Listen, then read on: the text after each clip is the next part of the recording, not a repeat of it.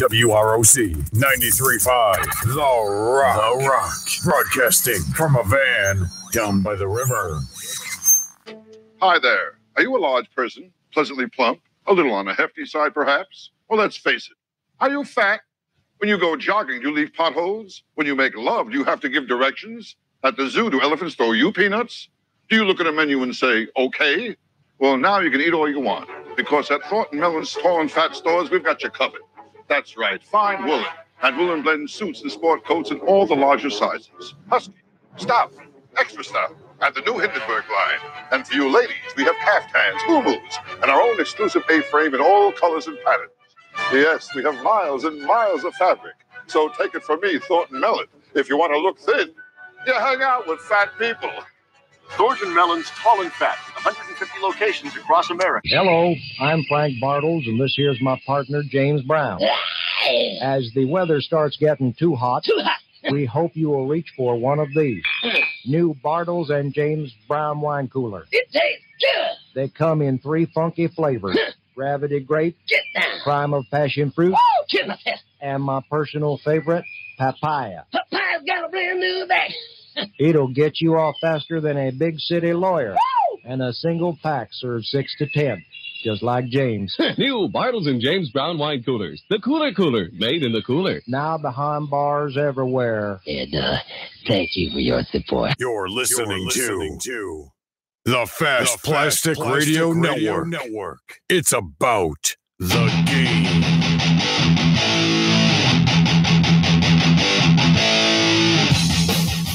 And welcome to the Fast Plastic Radio Network on 93.5 The Rock. I'm JB, and as always, right beside me is Billy O. Hey, JB, how you doing? Doing pretty good. How about yourself tonight? Yeah, I'm doing all right. Good. I was commenting earlier about maybe have some rough weather headed this way. Hopefully we get through that tonight. Well, I think that we will. I don't think that we've got anything bad out there. I think it's just calling for some rain tonight, mainly, So, All right. Great. Good deal. Got a heck of a show lined up tonight. Yeah, I believe that that's the case, actually. Yeah, we got a lot of people on deck for the show tonight.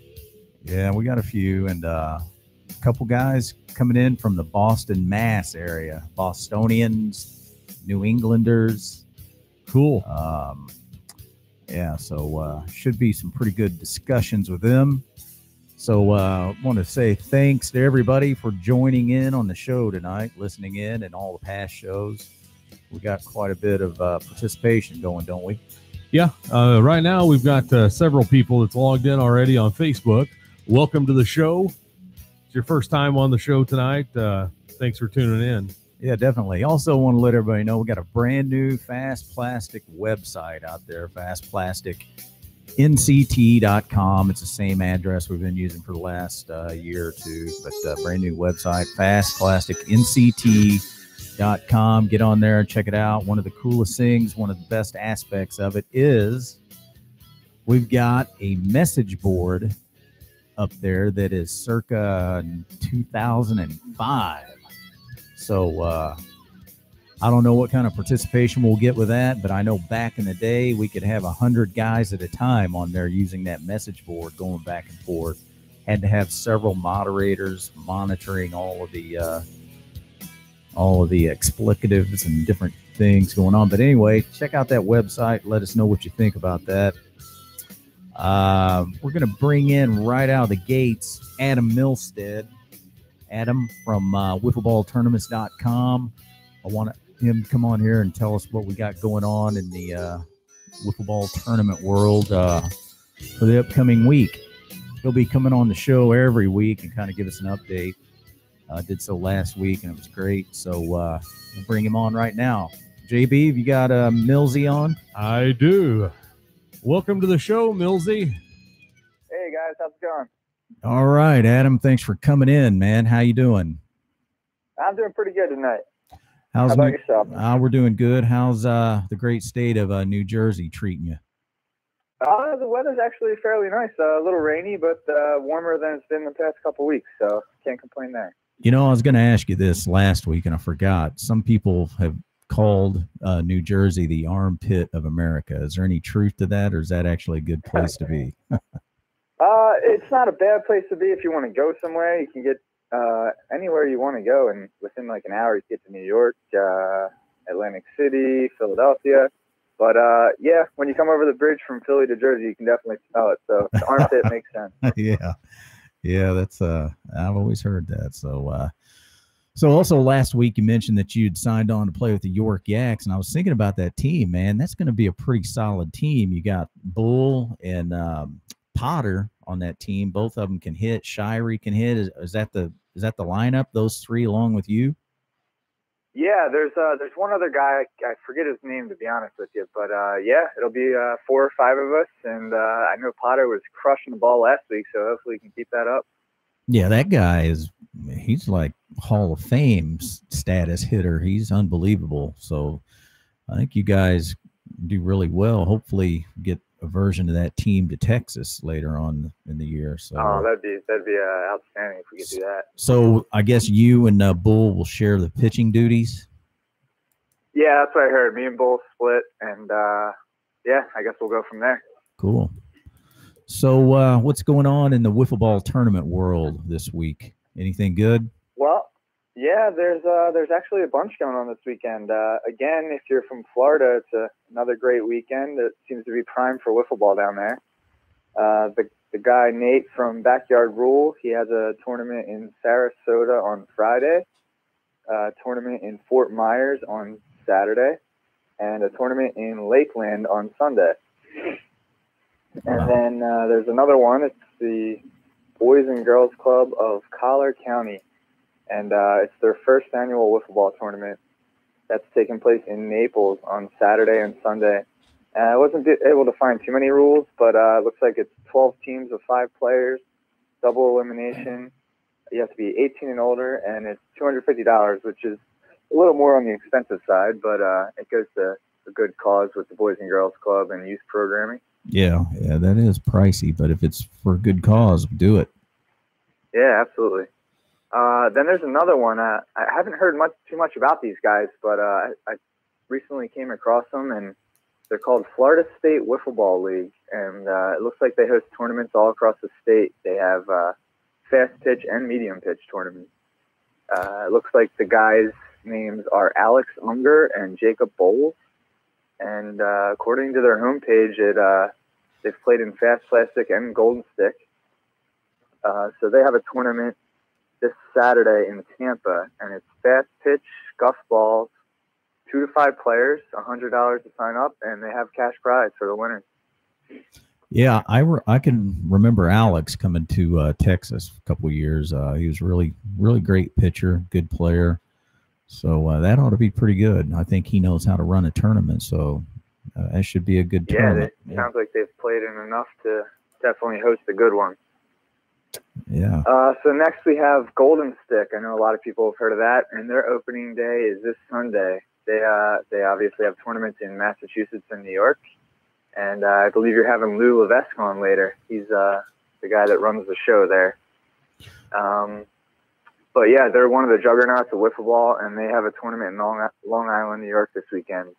And for people who don't know, it's a medium pitch league, moonshot bats, scuff balls, and cash prize to the winners. And yeah, myself, I've played in that since about 2010, and it's definitely one of my favorite ones to try to get to. Me and the Way Too Beautiful guys usually try to make like 1 or 2 events a year. Yeah, that should be exciting. Get out there. Should be a lot of good players coming in from New York, right? Yeah, I would think so, but it might be a tough turnout because the next one I have on the list is Palisades, has their opening day on Sunday as well. And yeah, that's in Blauvelt, New York, and fast pitch moonshot bats. And yeah, I know a lot of the Golden Stick guys kind of play in both leagues, so I think they might be going to Palisades just because of the competition, and Golden Stick has a few more tournaments this year, and Palisades is more league-based than tournament-based, so it might be a tough turnout for Golden Stick guys this week. What do you think? You think we'll see a lot of scheduling conflicts surface throughout the year with these various leagues and tournament organizations? I noticed a few, but I was trying to put together all the Palisades schedule and Golden Stick schedule on my site, and there was a few scheduling conflicts, but really not too many. This seems to be the biggest one, though, with opening day for both of them being the same day. Yeah. Okay. And the last one I was able to find for this upcoming week is Monday night, and it's the Greater Cincinnati Wiffle Ball League. They're in Cincinnati, Ohio, and I wasn't able to find any rules on them either, but judging by their Facebook videos, they use yellow bats. It looked like it was medium pitch, and they run the bases. All right. Cincy's still in the scene somehow. Seems like there's always something coming and going over there, and they have a long history of competitive wiffle, so it's good to see them still with something happening. So yeah, absolutely. Yeah, so this is Millsy, Adam Milstead. He runs wiffleballtournaments.com. If you got a tournament that you're wanting to run, I definitely recommend getting on the website, get it posted. And how can somebody get their tournament or event posted on your site, Adam? Well, you can either go to wiffleballtournaments.com and go to the contacts page and reach us that way, or you can email me at w2bwiffle@gmail.com, and I'll get some information from you and get it posted to the site. Yeah, good deal. Definitely everybody needs to do that and get out there, get with it. Wiffleballtournaments.com. We put a big banner link up on the new Fast Plastic site, so that's another option for you to link up and get out there and find out what's happening around the country with wiffle ball tournaments and leagues and such. So anything else going on with you, Millsy? Any other news? Nothing too much. I'll be playing in the Mid-Atlantic Wiffle Tournament on May 5th with the Yaks. Other than that, nothing too crazy. But I will say, if people do reach out to me with their tournaments, it does help with the scheduling conflicts. I know I've had a few people say that it helped them decide which day they were going to host their tournament on. So, yeah, the more people that reach out, the better it'll be for all wiffle ball. Yeah, I agree. Well, man, thanks for coming on the show tonight and keeping us up to date. And I guess we'll have you back on the same time next week, man. And good luck. Yeah, sounds good. I look forward to it. And tell Lou I said hello. I will. Have a good night. All right, you too, guys. See you, Millsy. All right, Millsy. Good good update there. He actually kind of hit something right on the head there when he was talking about one of the tournaments. He was talking about the scuffing of the balls, and we've actually got some new sponsors for our show, and management's not actually put together the commercial spots, so I actually have to read them. I've script right here. Yeah. What you got? Well, let me go ahead and knock the first sponsor out. We've got 3 new sponsors for the show, and we'll get the first one out.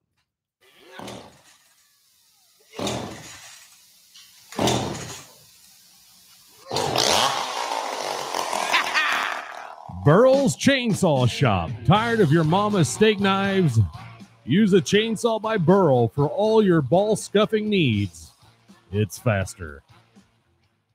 Wow. Burl's, huh? Yeah, Burl's came on as a sponsor for Fast Plastic Radio Network.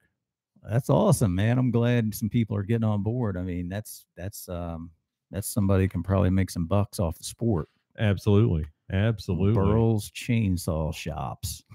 Yeah. It's faster. Yeah, I guess it would be, wouldn't it? Absolutely.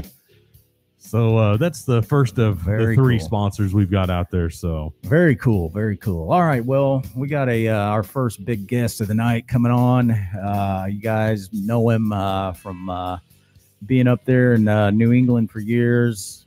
He has ran, operated, owner, operator, president, director for Golden Stick Wiffle Ball League. I'm not sure if he goes by Wiffle Ball League these days. I'm gonna have to ask him that. But GSWL. If you ever had a chance to talk to him, you'd never forget the conversation. He's just one of those kind of guys. I've known Lou for about 10 or 11 years, and traveled up and played in a couple of his tournaments. And I can say that he did a really good job. Great entertainer. Had a good time while I was there, and thought it was about time to get him on the show tonight. So we're going to bring in the one and only Lou Levesque. And that is how you pronounce his name, and I'm going to have him confirm that for us. A little bit later on, we're going to have another Bostonian, New England area, Chris Schrock, coming in, who has quite a history of playing some ball. So that's going to be a very exciting interview. A guy that we haven't heard anything from, and probably, let's see, how long would that be? 25 years or longer? 26, 27 years maybe. Looks like JB's still trying to work through the phone system to get us connected. Technical difficulties. Right. No, we're just trying a different phone number. Oh, okay. All right. We've been diverted. We got an excellent show lined up for next week, too, while I'm killing some time here. Really great show coming in next week. I'm going to talk a little bit about it later. I don't want to reveal the guests just yet, but definitely don't want to miss out on that one. Be sure to check out that new Fast Plastic website, fastplasticnct.com, and tell me what you think. It was pretty much put together over one night, and you're not overwhelmed with information on it, which I believe is probably the way to go these days. It should be basic information. Get in, get what you need, get out. So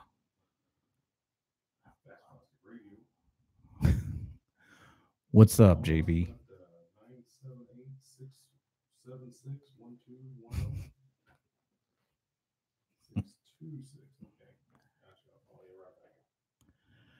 Yeah, JB's working through some phone number issues, that sounds like. Wow. Trying to get Lou Levesque on the show. Yeah, he wanted to call on the landline. Ah, okay. All right. So we got it connected there, JB? We do. He wanted us to call him on his landline. Better connection. So we've got Lou Levesque on the line here. Going on, boys? Hello, Lou. How you doing? Good, good. Leave it to me to create technical difficulty. I think that's my MO. Yeah, nothing like a little last-second maneuvering to try to start the show. Yeah. It keeps me on my toes, though, you know. No doubt. No doubt. Well, thanks for having me on, guys. How you doing? All right. Thanks for coming on, man. I think we'll have a great interview here with you. So the first thing I've been asking a lot of the guests that come on, can you tell us the correct pronunciation of your name? Because I know it. A lot of guys out there, I hear them talking and they mispronounce it. So officially, can you set the record straight? Billy, you nailed it in your lead up. It's Lou Levesque. Very good. Yeah, you nailed it. Yeah. All right. Well, there's guys that have been in this league for 17 years that still call me Levesque, but you, my friend, did it. Yeah. All right. Well, that's good to know. So, I mentioned that you and we've known each other for, I don't know, I think 10, 12 years, something like that. I'm not exactly sure. Time passes really quick these days, but we'd spoken on the phone off and on. And then I think you came down to some of the NCTs there in Texas for a few years, but then one spring, about this time of year, you made a trip down to Texas and actually came to my house, and we had some talks about the game, the sport, and what we thought might happen in order to promote the sport, make it bigger, better, whatever. And anyway, we had a pretty good weekend, and something came from that weekend that whenever we do talk, you like to talk about it and kind of throw it in my face a little bit. What was that actually happened, Lou? I think you've recently dubbed it the battle at the barn. Yeah. Should I elaborate? Yeah, please do. Even on the air, sir? Yeah. Okay. Well, I know that traveling to Texas, go to your nationals in Austin, so often as I did, I think 3 years in a row. That place was literally a dream factory, but also countless hearts broken down in TX. But I'm very proud to say that I, as a wiffle ball player, am undefeated in the state of Texas. I was we were talking about the game, and I think one thing led to another, and then we went out to your shed with I don't remember what kind of bat we had. I think it might have been a local bat, Bill, but I think we shared one scuff ball, and we played head to head, and you were a legend. But I think I came out with a W that day. Yeah, I believe you did. I can remember it was a rainy, muddy, miserable day, and I'd been talking to you about my wiffle golf course that I had in my yard. We'd play wiffle tournaments out there. And That's right. Yeah, you were really wanting to play, and I was too. I thought it'd be a great way, but it was just too muddy for it. And I think we both said, well, maybe we'll just play some ball then. So we set up a strike zone, went out. I remember on this little narrow stretch next to my driveway that came up, we somehow managed to play right in there, and I can. Yeah, it was by no means a spec fast plastic field, but yeah, you gave me the courtesy of playing, and I every once in a while I catch a good player sleeping. My track record in the game is certainly not one with on-field accolades, you know. So I have little moments like that I'll hold on to forever. I thank you for that, sir. Yeah. Yeah, that's a good one. That's a good one. So, yeah, you mentioned you came down to the NCT a few years. Do you remember what years exactly that you were there? Yeah, 06, 07, and 08 consecutively. Okay. No, apologies. 07, 08, 09. So you were there the rain. Yeah. Yeah, the rain year. Yeah, I was one of your primary field crew guys, and we had to move. If I remember, you got the call somewhere around the semis or the quarters that we needed to move the event. And I'll never forget the look on your face when you came over and told the group. But, yeah, I was there for that, Bill. Yeah. Okay. Yeah, I couldn't, for some reason, I just could not remember if you were there in 09. There's a lot of stuff that I blocked out from that tournament. So I know. Trauma causes you to do that. Yeah, definitely.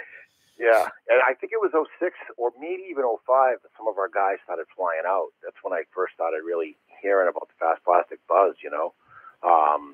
And then I think it was 07. I know for sure it was. I actually went out with my now wife. We flew out, and I'll not actually, when I think about all the things that I've done in this game, I got to tell you that first day of walking onto your fields in Austin, I think I shared this with you once. That's one of my top 3 to 5 days in wiffle ball, because your message board was bumping back then. You know, Sylvie getting himself in trouble every day. Guys, you know, all the tag names. Nobody was on there with their full name, or at least most weren't. They're all just nicknames, you know. And I remember hearing these names, just the Valians of the world, the Locos, just guys that I hadn't yet really got to meet. Certainly didn't get to know. And I'll never forget when and at the time, I mean, our league was doing great. I've always been kind of big in my britches, and I thought we really had the game sewn up. And I fly out to this thing, and I show up. You had 32 well-dressed teams out there playing a game at a level that was really on its own island. It was as good as it got. And I'll never forget, Balian, he was one of the names that I really went out there to meet. And he had his hair was painted white, and he had a wiffle ball shaved into his dome. Yeah. And I'll never forget. He turned around to throw a pitch, and I see the name Balian on the back of his shirt. And that moment always stuck out to me. It was like a little kid being ushered through his favorite locker room, you know. But quite a memory. Yeah. And I ended up marrying the girl, so apparently she liked wiffle too. Yeah, I think my daughter was briefly at the tournament that year. They were on their way to Houston, and I think she saw Balian with that haircut, and she's been permanently scarred from that. So yeah, it was a lot to look at. Yeah, it was a lot to look at. So while you were there in Texas, you were going around covering the tournament, taking literally thousands of pictures over those 2 or 3 seasons, right? And so my question to you is, obviously you gave me a lot of those pictures, but I'm still waiting. Where are they, Lou? I think you have a reputation for capturing and not providing, I guess. I do, and but I have one thing to say about that. If I had shown all these pictures, they'd already be out there, and they'd have been enjoyed, and and maybe that would have been better. But in the end, guys, whoever's listening, whoever's talking about me behind my back, because I know I didn't tell you that part of my reputation, we still have this moment to look forward to, where I one day, or actually it'd be probably a month, set aside the time to catalog these pictures, to label them, to put them in a slideshow of some sort. So as frustrating as it might be to not have these yet, just think there's still something to look forward to, because it might be when I'm done, truly done in this game, that I say, all right, time to get the yearbook out. But they're coming. They're safe and sound. There's some really amazing shots in there, and despite the appearance of it, I can't wait to share them with you. Yeah. All right. Well, that's definitely something to look forward to. So sure. So I think in 2015, you were on me pretty hot and heavy. Was it 2015 or 2014? I can't remember, about coming to play in your open tournament up there. And I just kept saying, no, I'm not playing anymore. I've given up. Something hit me one day, and I called, I think I talked to you, and I decided, all right, I'm going. And I can say that I got up there and you took care of me. I had an awesome time. I mean, you went all out to make sure that, that I was comfortable, everything.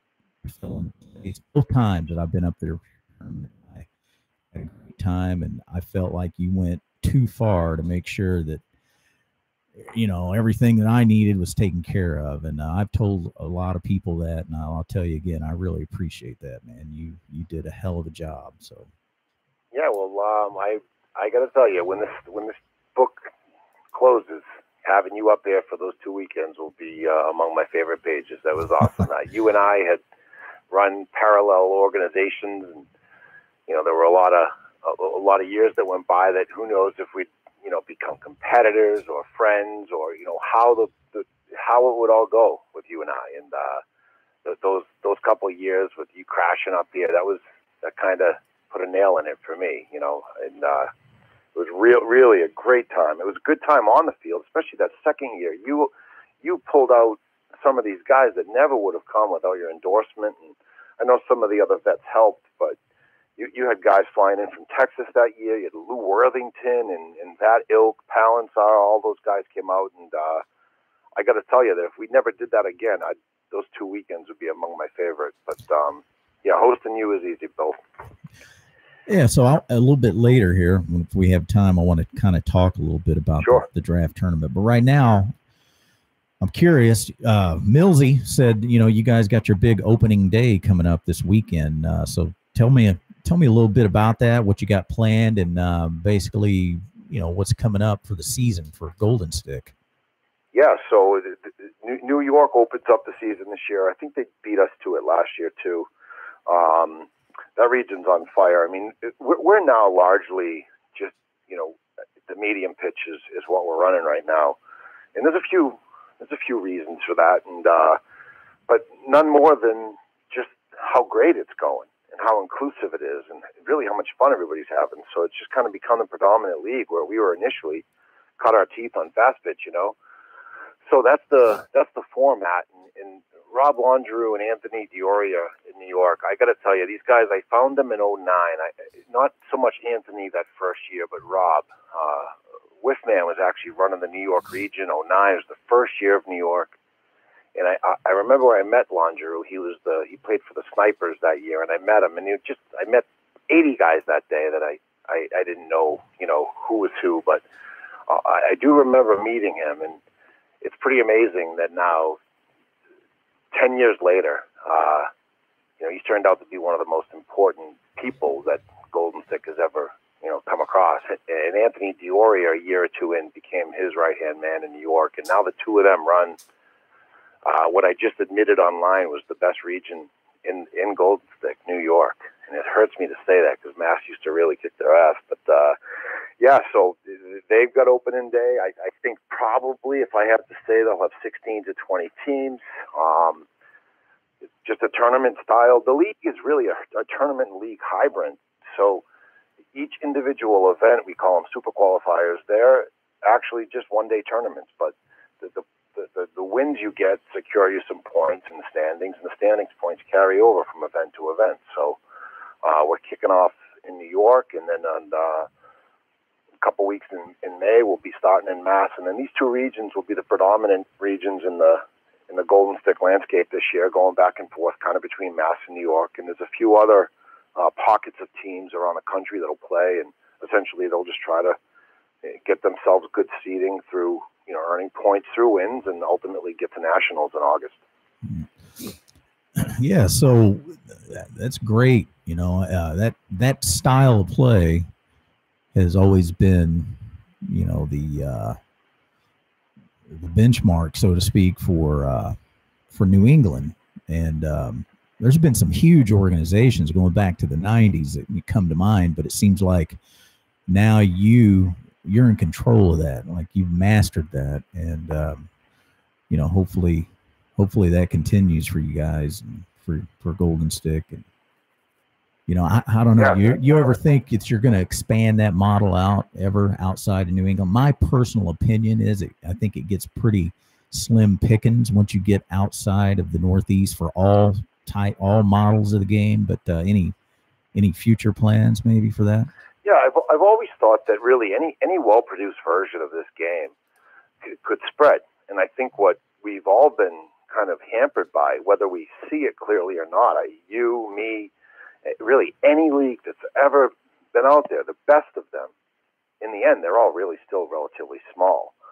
And even as you spread throughout the country, you had the biggest footprint, the widest footprint, but arguably still a small organization, even at your peak. And I think what it really comes down to is that none of us have ever been backed by certainly not any money, right? And with the money could come some form of real publicity, some real marketing campaign. And if not money, then, just some airwave out there that could spread the word. Because the reality is that our sport is inclusive. I mean, fast pitch was a little bit elitist, but the game of wiffle ball is so well known, and most people have a connection to it, right? I mean, old, young, big or small. I mean, people at least know what it is. So it's always been my opinion. I literally leveraged my entire life to the point of sheer bankruptcy. If God wanted me to be bankrupt, I would be, but for some reason he didn't, and I'm not. But the reality is that I came pretty damn close, and it was all because I believed that if promoted right, this sport would go wildfire. So yeah, I do think that it's not over, and I do think that we could be far greater than we are even today. I know that it's not going to come through grassroots promotion. Yeah. So I think for now, I'm very happy and fortunate that New York and Massachusetts have kind of kept it going. There was a quick minute in 2010 where this medium pitch, 2011, it was New York, Mass, but also Philly, Cali, St. Louis. It was starting, and I think right around that same time, some things changed in my life, and it kind of, some of that blind focus that I had to kind of spread myself out in some other areas. I was literally losing everything, so I had to at least go to work, and made a baby or two, and it kind of slowed me down. So now New York and Mass are the beachhead, and they're still keeping the flame lit. And there's actually this year, in addition to just hoping we get lucky with some publicity, which we have a few things rolling in that vein, we're also finally going to launch our Golden Stick app, which will put the management of the game on a backyard level right in the hands of people who want to basically chase the national championship. So I would say the app's probably still around 4 to 6 weeks from being ready, but it will launch this year, and it'll ultimately give people kind of a handheld tie-in to the league. And literally on their backyard field, they could begin their chase for nationals. So whether it's an app or, we had a ESPN documentary done on us last year. Vice and ESPN teamed up in 2016. Film nationals that aired in September. There's a Bleacher Report piece coming out, I would think, any time now. So there's still some irons in the fire with getting us to the next level, Yeah, so let me ask you. So you use the word backed, like somebody is backing us as a sponsor. Mm-hmm. I know you have a pretty good relationship with the Wiffle Corporation, the Wiffle Company. Sure. Yep. So with that being said, I mean, I've known guys in the past that have had similar relationships. I don't know if they're the same level yours is currently. But my question is, and this isn't my question specifically, this is a lot of guys' questions. And maybe you're the guy to answer it, maybe you're not. Where's the support? Why have they not stepped up and tried to support anybody over the years? You know, Palanzar got so far with them, but not anymore. You know, nothing. So why is that? Well, kind of two answers for that. You know, I first of all, it's hard for me to say that I don't have their support. I mean, this is an invention that hit shelves in the 50s, is now generations deep, one family handing it down, and I find myself to be the world's first and only officially licensed league. To be honest, that hasn't brought us to higher mountains necessarily. It hasn't created that gangbusters growth, so you could actually from the outside argue that there's no backing and it did nothing. But for what it's worth, I actually think that one of America's favorite toy companies, literally letting you use their name in your business name on a for-profit model, which most of the places that they sanction or endorse are not actually, you know, out trying to turn it into a business. Now, I've failed at that. This has been far from profitable for me, but it's still my intent to one day get it there. And they have licensed me a sacred name to do that. So I think that just in that vein, being licensed by them is in fact also supported by them. Mm-hmm. I think that the fact that they're not filling my coffers so that I can take the game to the next level is really more indicative of their business model. I mean, this is a toy company that's doing great, and their family is very successful as a result of it. And I think that with sort of a multi-generational family, there comes a really conservative approach. Some would argue too conservative, but I think there's just a general protection of what wiffle ball is, and it's more a toy for millions of people than it is a sport for thousands of people. Right. You know, we all work hard to change that, and maybe one of us will, but I think that in the end, we have to realize that their business model is just that. It's an impulse item for every beachgoer, every summer, every year, you know. Yeah, so that's what I tell guys a lot of times is, you know, your answer lies in the drugstore when you go in and you find the wiffle ball next to the beach ball and next to the sand bucket and shovel, right? Mm-hmm. I mean, that's your answer right there. And there's no need to go any further with it. It's a toy. Yeah. Market it as a toy. You don't find, I mean, you will find it in a sporting goods store next to practice baseballs occasionally. Sure. But for the most part, once you get outside of the Northeast, you know, California, Texas, wherever, first of all, you can't even find the ball. And if you do, if you're lucky enough, that's where you'll find it in Albertsons, in a grocery store on the toy aisle. So, yeah, I think that deep down, if that's not the end all. I know for a fact they love what we do. They're impressed by it. They're impressed by you when you were running yours, and there's really probably thousands, but there's hundreds of relatively decent profile leagues that have come and gone, and I think that deep down they love it. I mean, in the end, they're still players and enthusiasts. They're just pumping out millions of balls, right? Right. But I think it just comes from a general caution to change their business model, you know, and we're not Mulaney's, so if we're given this sort of sacred potion and we do something improper with it, you know, then the family legacy could shift in one weekend. And I think that it comes partly out of just caution. It's part strategic. Why fix it if it ain't broken? But I also still think that window hasn't closed. You know, there's ambition there, Bill. There certainly is. I'm in on these meetings. It's just sometimes it's tough to change a 60-year-old company, you know. Yeah.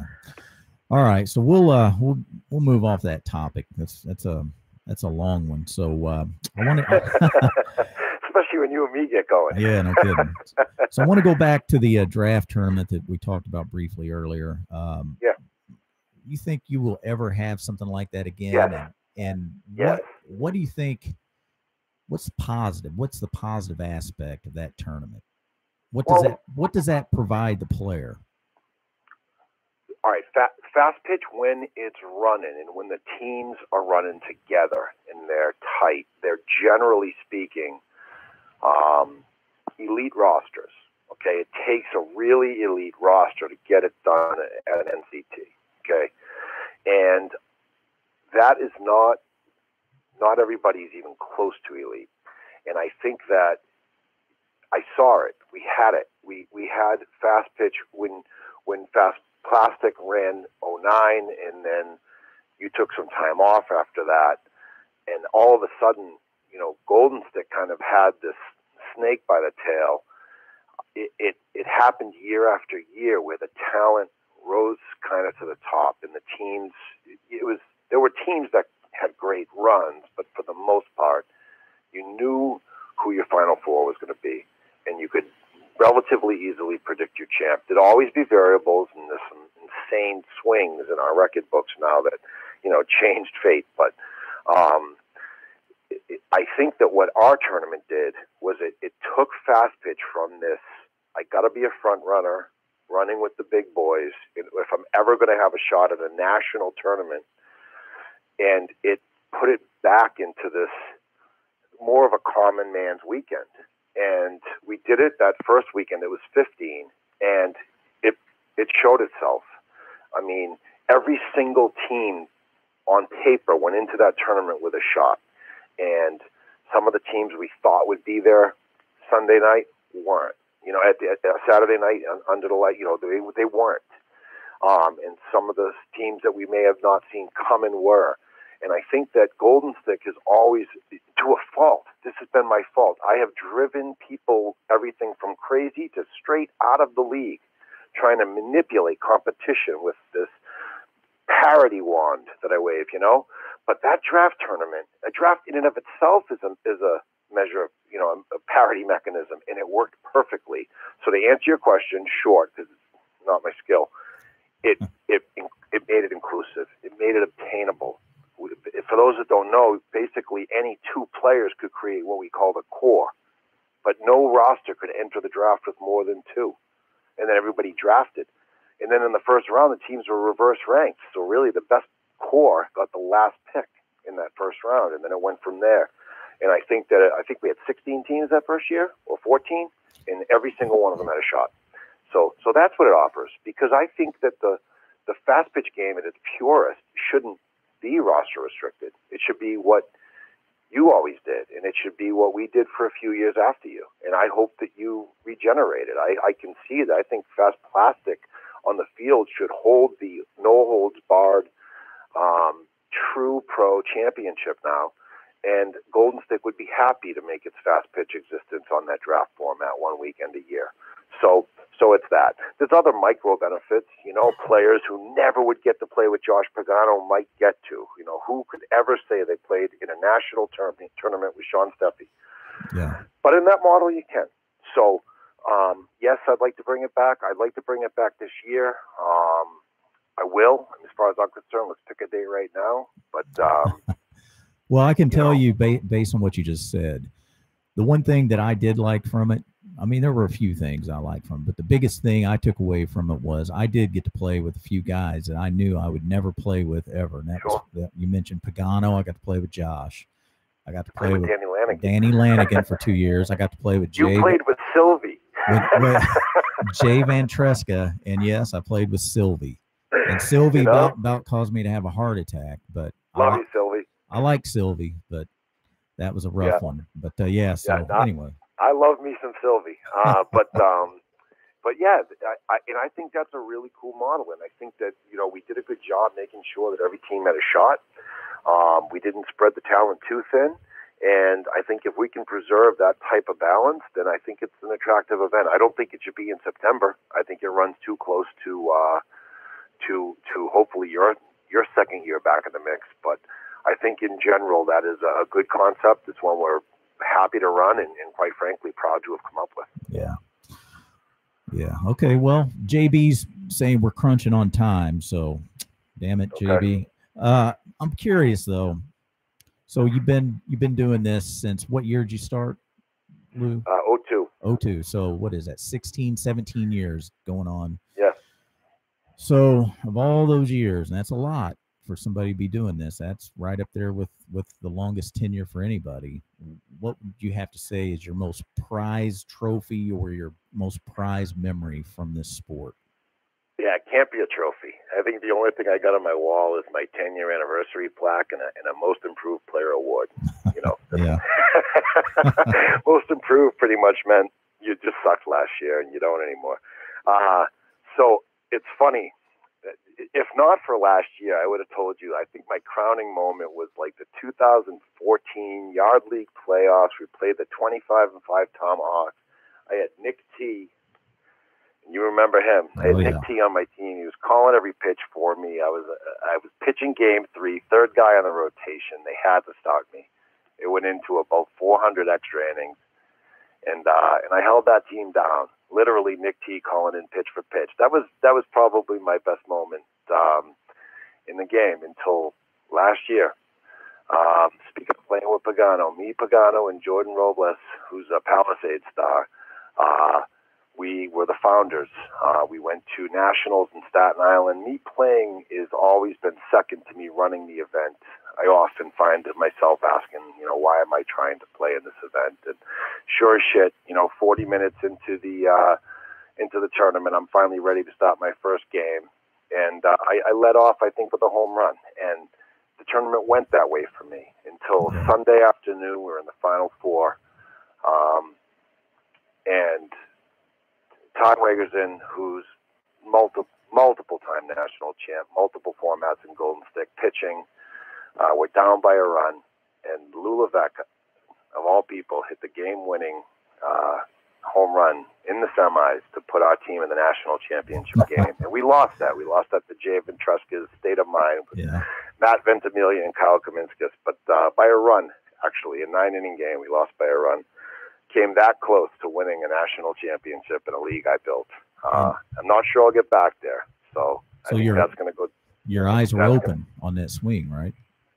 Yeah. Yeah. Yep, they were. It was actually it was a beach ball sized knuckleball. I had never made contact with a knuckleball until that. I swear that one was a gift from upstairs because I saw it come in and I hit it. So that might be my moment, Bill. I hope not, but that might be it. Well, you never know, man. You never know. You're still young. Yeah. So. Maybe I'll get drafted in this fast pitch concept. Yeah, very well. So we're going to see you in Texas in October. Yeah. I think last year the timing, it all kind of happened quick. I was in Vegas for Bleacher Report in August, and I had to choose between the two. But I can't imagine missing it twice. And is it safe to say if we get a draft event going at some point this year that I might see you back in my house? It's very possible. Yes, it is. Yeah. All right. Well, let's get the boys together, pick a date, and see if we can't get it done. All right, man. Sounds good.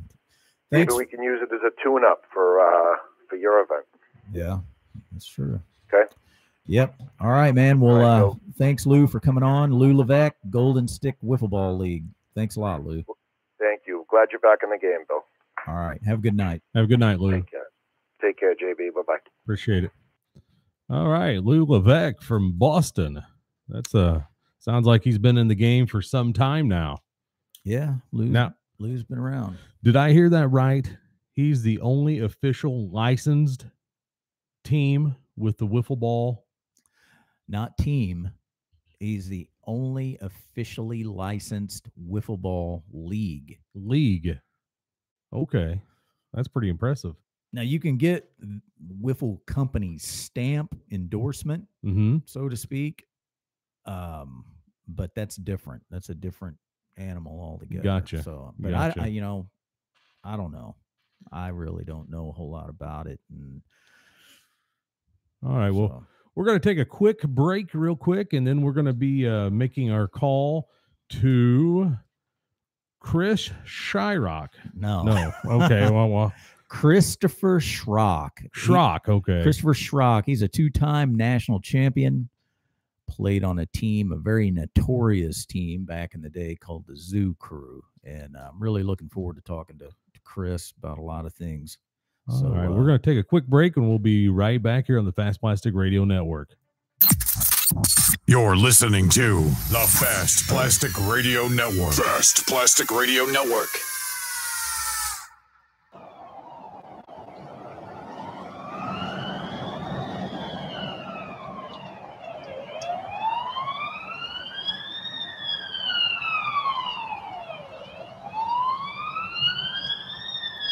Immediate medical transport.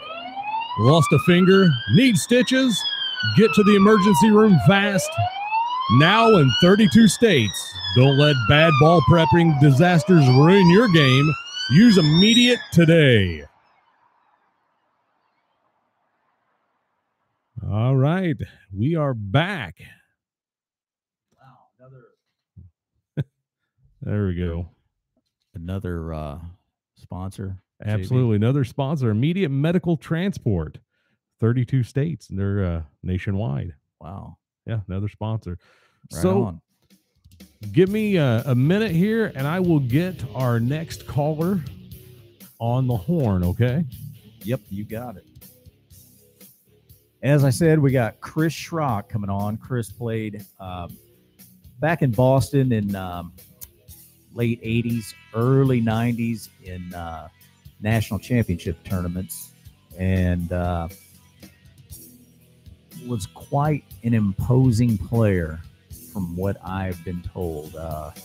Had a lot of conversations with Bruce Christie over the years about his team, Schrock's team called the Zoo Crew, and Bruce faced him head-to-head multiple times. I also remember stories Jerome Coyle talked about playing up there, and these guys were just unbelievable. You know, I'm curious about why they stopped playing. You know, would he ever consider playing again? Things like that. So we're going to find out. I'm going to get him on the phone here. JB working his magic over there as always. JB, what you got? All right. We have Chris Schrock on the line. Welcome to the Fast Plastic Radio Network, Chris. Hey, guys. How you doing? Thanks for having me. Appreciate it. Hey, Chris. Yeah, it's great to have you on, man. We're running a couple minutes late. Sorry about that, but hope you're doing good over there. Doing well. Doing real well, thanks. So where are you actually located? I am located about 20 miles north of Boston. Okay, so town called Wenham, and that's obviously in Massachusetts, so not too far away from the big city. Yeah, so you're still right in the heart of all things wiffle. Pretty much, right? Not too far away from Lou Levesque and Golden Stick. So there's an old expression: you can run, but you can't hide it. Yeah, exactly. So, Chris, when was the last time you played competitive wiffle ball? I tell you, the last time was the second national title that we won in '90, and that was in, I want to say Waltham, but that might have been Rentham, Massachusetts. That was when we beat the Orangemen that day 2-0. Little did I know when I walked off that field that was going to be the last competitive game. We had, I think about a couple of days later, a couple events happened right after that when we got invited to certain things based off of the title, and there was talks about with Rick Ferroli at the time. We really felt like we had momentum, and he felt he had momentum, and we really felt we had a chance to take this thing to the next level. But it didn't happen. But that was the last time, so nice way to go out. Yeah, was that the last time because Ferroli just cashed him in, and that was the end of that tournament series? Pretty much. Yeah, that was. That was the finals. The tournament was over. It was mid-August. There was nothing else on the horizon. Rick was trying to, get a national sponsor. He was trying to take the thing, grow it, take it overseas. I want to say he was in contact with ESPN at the time, or had some preliminary talks with them. I mean, that second national title, we were on NBC Nightly News. Right. Buddy of mine was standing there, and this young lady walked up to us, just dressed real casual, and she said, introduced herself, and she said, "I'm with Garrett Gutley, NBC Nightly News, and want to do a story on you guys." And I looked at him, and he looked at me, and we just, started laughing. And sure enough, after we won that title, the next night, boom, there we were. So there was, there was exposure. There was, there was opportunity, but, we weren't, in touch with Rick every week, every day, but, we knew where he wanted to go with it, but it just, you have good thoughts, but sometimes things just don't work out. Right. So, so you guys, your team, the Zoo Crew, you guys won 2 consecutive championships. Is that correct? Yeah. So 2 consecutive championships, 89 and 90. What were the years? It was actually 90 and 91. Okay. And did you play? So you didn't play again in 92? We did not. Okay. No, we did not. 90.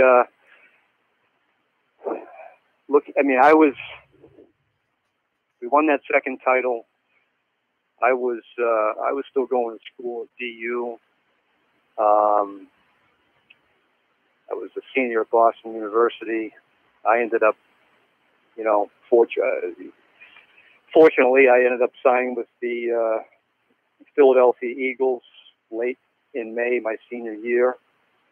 So that certainly cut my summer short, Right. My time with them. So, you look back and a lot of people had asked me, the people that knew what was going on, were we disappointed? I guess it's how you look at it. I mean, we were grateful that we had those couple of summers where we were able to showcase what really had been in the making for a good decade. I mean, when that first tournament rolled around, I mean, we were just like caged lions at that point, because we had been playing. Yeah. That tournament was exactly what we were looking for. We wanted. Again, this is all pre, internet, and you didn't have the technology that we do today at your fingertips to track all this stuff down. But we were playing, and we had an open invitation to anybody that wanted to come down and play us, and people came, and they saw, and so you look back and you say, man, what a shame we only had a couple of years, but at the same time, we're grateful for what we got the opportunity to do and show. Yeah, I mean, that's quite an accomplishment when back-to-back national championships.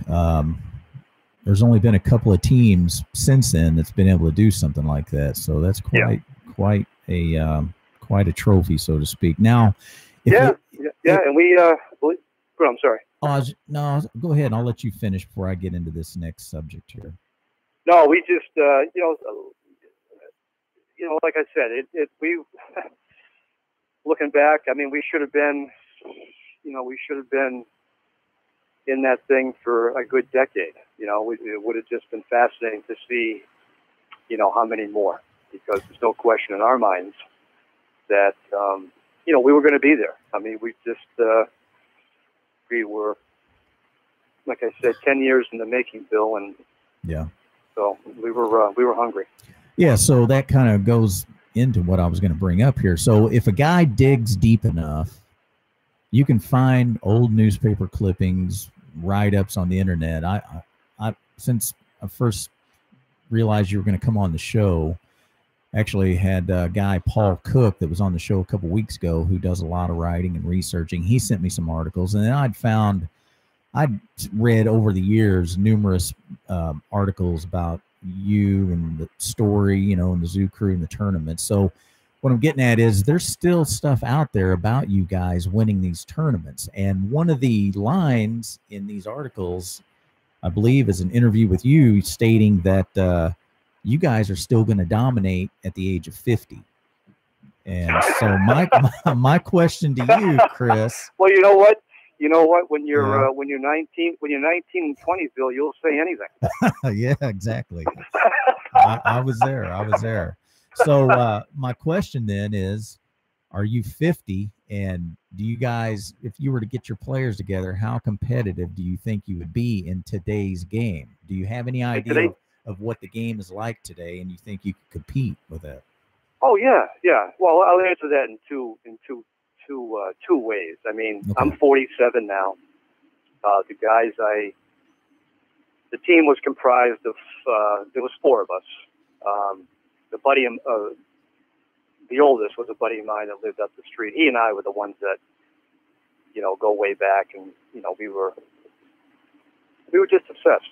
Just there's no other word to use. We were just obsessed with wiffle ball. And he's about 3 years older than me, so he's over 50. There's another gentleman that's probably right around 50, and then there was another. The last player was a guy that I competed against in high school who was my age.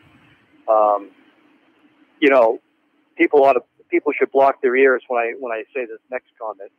Now, I'll attribute some of this to football, but I've had my right throwing arm, shoulder. I've been under the knife 3 times. Oh. Now, some of that I will attribute to probably umpteen thousand, wiffle ball throws. But I was a pitcher in high school, but I played football, and so I'm sure add that all up. Yeah. And the arm unfortunately is, for lack of a better term, is toast. I coach Little League, and every time I throw batting practice, I got to throw basically underhand. I can still zing it in there to give the kids a good look, but anything overhand is unfortunately done. Then the gentleman that was up the street from me, he was under the knife with his shoulder going back actually the second year we won it. So, it would be a tall order, certainly, in the only league that we would want to play in, obviously, which would be the fast pitch. But if you were to take the Zoo Crew, back in 1990 and plug it into, today's environment, absolutely. I mean, yeah. There's nothing anybody is doing that we weren't doing, 25 years ago. Yeah, I've had that conversation with some younger guys, and like I said, you and I were both young and cocky and arrogant and thinking we could conquer the world. But these guys today are similar, and they're like, you guys back in the 80s and 90s, you didn't play like we play today. And I'm like, oh, you'd be surprised. I think like we play.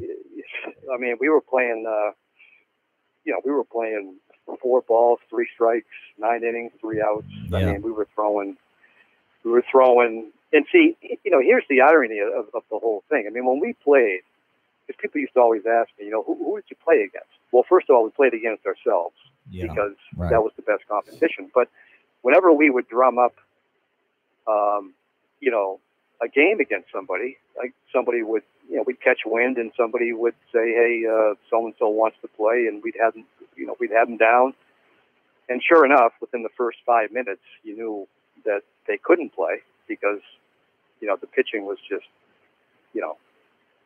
lousy. So we would end up playing these other teams in a format where they basically got the bat only, and we pitched only. And we would give 9 innings to score a run, and if they scored a run, they won.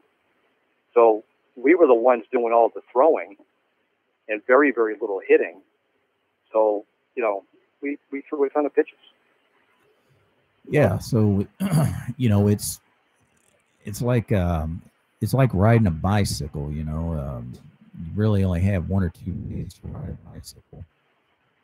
Turn a ball, you put it as hard as you want, and you're gonna break certain ways depending on how you hold the ball. So whenever guys think, you didn't play back then how we play today, you probably couldn't throw. Well, yeah, everything is exactly the same. So if you got somebody that's athletic, baseball mind, you can do it. So Yeah, I was curious about your team, the Zoo Crew.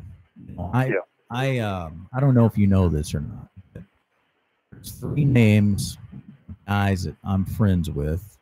Bruce Christie, he played on the Orangemen. Jerome Coyle played on the Lakeside Kings. And you probably remember them because they were the guys using aluminum bats. I'm not sure if you faced them or not, but they played in the Froley tournaments. And Mike Palanzar, he would have been pretty young then, but he was from the Trenton Giants that played over there a couple of times. So, anyway, these 3 guys, after that tournament, they went out and changed the sport. You know, they're the ones that made this huge push to take this thing national, you know, and drummed up all sorts of interest from coast to coast.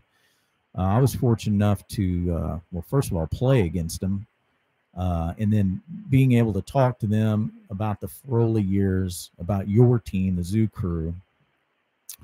And, you know, we put our minds together, and that's how we formed what is today, you know, the fast pitch game. It all stems from those Froley days. So I read everything you just said. I did read that. Yep. Absolutely. Okay. Well, good. So, you know, Bruce was my partner running Fast Plastic for most of the years. He retired earlier. Now he's a little bit older than me, but him and I had a really good relationship, and he probably talked to me the most about the Zoo Crew. And he told me stories that you guys were like 4 or 5 of the most athletic guys he had ever seen. You were all huge, big, tall, athletic guys, and you wore the craziest get-ups, the craziest uniforms, all black, you know, the sock caps, the hockey jerseys, black socks, black shoes, and you just went out there on the field, and it was instant intimidation. How in the hell did you guys come up with that, and why? Well, Bill, like I said, 10 years in the making, pal. When you got 10 years to sit back and fantasize about wiffle ball and how it should look and how it should feel, and I mean, you know, Bob Ryan, I don't know if that name rings a bell. He's a longtime columnist up here in the Boston area. He's, you know, retired, but he still does work for the Boston Globe and on ESPN, various shows. But he did a story on me my senior during that summer, and it was a combination of a tongue-in-cheek article about the Zoo Crew and football because I was going into my senior year at BU. But that was the first question he asked me. He said, before I go any further, he said, I got to ask you, why the hats? You know, because they were something you'd have on your head, you know, in December or January when it was 5 degrees out. But I'll tell you the same thing I told him. It was clearly that escaped convict out on furlough. You know, Al Davis. You know, the best analogy I can draw, it was an Al Davis mentality. You know, the other team's quarterback must go down, and he must go down hard. And that's the sole purpose of it was just flat out intimidation, you know. And it was, but, you know, it wasn't, but it was intimidation with the outfits. But then the real intimidation was when we took the field. And when you started to see the pitching and you started to see the hitting. So you put all that together, you know, there was clearly it was Raider Nation, baby. That's all it was. Yeah. And we loved it, you know, and that's, but we respected the tournament. We respected the people. We respected the other players, you know, anybody that, you know, would put in the time to get their game to that level. But that's, you know, we just wanted to compete. Yeah, so this tournament, you know, it'd been going on for a few years. It was the biggest tournament, I mean, at the time. Maybe the only real tournament at the time. Right. It's pulling teams in from around the country, a lot of money at stake. How did you and the Zoo Crew, how did you guys find this event? It was ironic. I was a junior, I think I was a sophomore or junior at BU. And that's my buddy called that BU. Tell people what that is so they understand. BU is that's Boston University. So that's a university up right in the heart of the city. Big time university, probably has 20,000 undergraduate and 10,000 graduate students. So that's where I was at the time. I'd gone there to play football. And my buddy, I was in the dorm asleep, and my buddy calls me. This is my buddy that lived up the street from me. As a kid, he was at UMass taking some courses. Well, lo and behold, he gets friendly with a guy at UMass who played in the tournament. So now he's all fired up. He's calling me. This is what we want. We got to get in this thing. And then, as luck would have it, like a week later, up in this neck of the woods, there was a show at the time called Evening Magazine. It was like a local New England, it's like a New England show that would do various stories. And they happened to do a story on Rick Ferroli. I mean, you can't make this stuff up. I mean, so I happened to see it.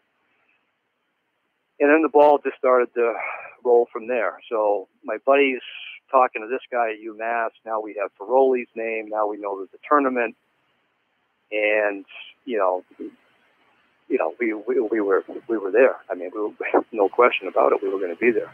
So that's how we caught wind of it. And that's how we ended up, entering it.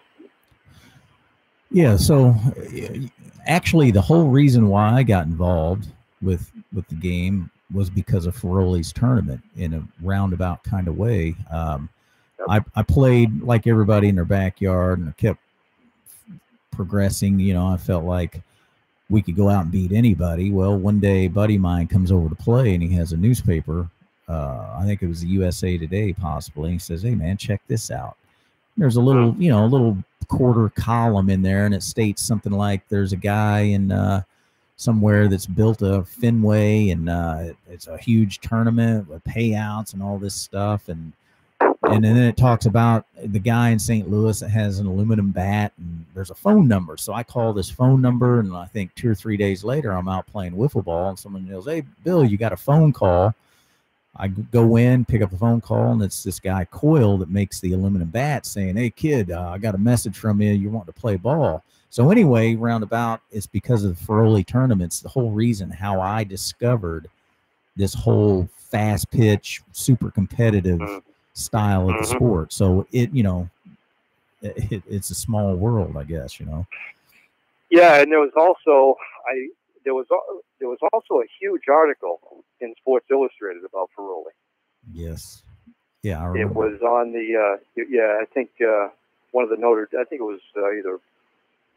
it was Rocket Ishmael was on the cover, but it was a huge spread about Rick and about what he was doing, and I had discovered that afterwards. But yeah, interesting that that's the link. Yeah. So 2 questions here about the actual tournaments. So first of all, I've had experiences where I'll go to a tournament back in the day, back in the 90s mainly, and I would go to a tournament and we'd blow through the tournament, and it would get to the point to where other teams, other opponents would just look at you like, seriously, you take this too serious, come on, it's just wiffle ball. Really, I even had guys tell me that I couldn't use scuff balls, and I would use a new ball and scuff ball and still beat them. So you show up at this tournament, you guys are these huge athletic guys, background in sports, in these black crazy uniforms. Did you blow through the competition? How badly did you beat your opponents? How long were these tournaments, and how many times did you get those sort of reactions from the other teams like, you guys are crazy, you take this way too seriously? Well, the teams that were there, the earlier rounds, yes, we blew through those. Because the way Rick had it designed, the first couple of rounds were sort of at like a wide open, you know, spread, multiple fields, no Fenway replica at this point because there was just too many teams. And, you know, some of these teams that, you know, were there clearly shouldn't have been there. They just didn't get it. So they were just, you know, done before they started. But, you know, they certainly, you know, respected the level of play, but they were just in over their head. Then as things got whittled down to the quarters and the, you know, semis and whatnot, that's when things shifted to the mini Fenway that some family just built in the back of their, you know, yard. Rick didn't live there. I mean, there was somebody else's property, but you know, they allowed it and whatnot. So, but those teams, you know, from what I remember, I mean, those guys were, I mean, they were competitive. I mean, I just remember that first go around when we were down there was very competitive, and those teams that were there, they thought. I mean, yes, I guess it was the ultimate compliment. I mean, they thought we were nuts. There's no question about that. The uniforms really threw everybody over the edge, and you know, and listen, we were as serious as they come. I mean, we were loose, you know, and to your point, we were certainly confident, but yeah, we certainly probably, you know, took it you know, a notch above. But there were other teams down there that were, you know, they were mad, they were angry, they didn't want to lose. Nobody wanted to lose, obviously, but it was yeah, we didn't that first go around we had some tight games. I mean, because those guys, I mean, listen, the key to wiffle ball, obviously, and baseball in general, is pitching. You know, if you get a guy that can throw strikes and he's got a multitude of pitches, you know, you got a shot. And those are low-scoring games, and every run is priceless. You know, one run feels like, you know, 10 because they just weren't coming in abundance. Right. But you know, what really made the Zoo Crew special is we had 4 guys that could throw. You know, there was not drop off from guy to guy, and we had all the pitches. I mean, we threw gas, and we just, you know, we had the screwball and the sinker, and you know, we just had it all. You know, and we had guys that could hit. You know, the finals, we were up 8-0 in the first inning. I mean, as a team, I don't think we had given up 8 runs. You know, I don't think we gave up 8 runs the whole tournament. And that final game, 27 outs, you know, all 27 went down via the K. And that